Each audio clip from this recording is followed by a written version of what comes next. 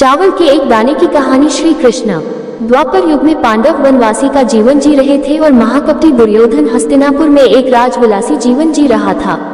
एक दिन महर्षि दुर्वासा अपने शिष्यों के साथ हस्तिनापुर अतिथि बनकर पधारे थे। दुर्योधन ने काफी अच्छी तरह से उनका आतिथेय किया। इसी पवित्र कार्य के बीच दुर्योधन ने अपने मामा शकुनी के साथ मिलकर पांडवों को परास्त करने की एक नई योजना बनाई। जब महर्षि दुर्वासा ने कहा कि हम अब भोजन करेंगे, तब दुर्योधन बोला कि ऋषियों को भोजन करना तो एक महापुण्य का कार्य है, लेकिन महर्षि दुर्वासा मैं आपसे अनुरोध करता हूँ कि इस महापुण्य को प्राप्त करने का अवसर मैं अपने बड़े भ्राता युधिष्ठिर को देना चाहूंगा। इतना कहकर दुर्योधन ने महर्षि दुर्वासा और उनके शिष्यों को नजदीक के वन में बसे युधिष्ठिर की कुटिया में भोजन करने के लिए भेज दिया, क्योंकि वह जानता था कि दोपहर के उस समय पांडव द्रौपदी सहित खाना खा चुके होंगे और कुटिया में अन्न शेष नहीं होगा। कुछ ही समय में महर्षि दुर्वासा अपने शिष्यों के साथ पांडवों की कुटिया के सामने थे। वहां युधिष्ठिर ने उनका बड़े आदर के साथ स्वागत किया।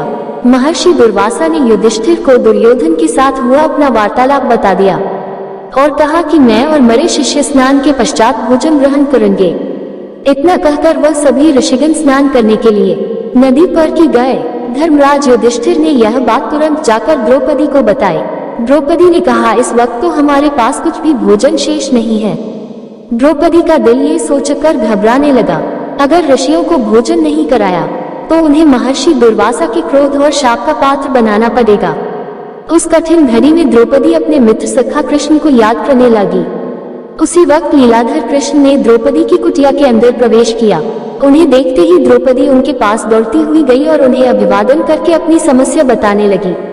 कृष्ण ने कहा, द्रौपदी तुम्हारी समस्या को कुछ समय के लिए भूल जाओ और सबसे पहले मुझे कुछ खाने को दो, मुझे बड़ी जोरों की भूख लगी है। तब द्रौपदी ने अक्षय पात्र लाकर कृष्ण के हाथ में दिया, साथ ही अपनी समस्या भी बताई। महर्षि दुर्वासा और उनके शिष्य कुछ देर में भोजन करने के लिए आने वाले हैं, लेकिन घर में तो जरा सा भी भोजन शेष नहीं है। द्रौपदी की बात सुनकर कृष्ण मुस्कुराए और पात्र में देखने लगे।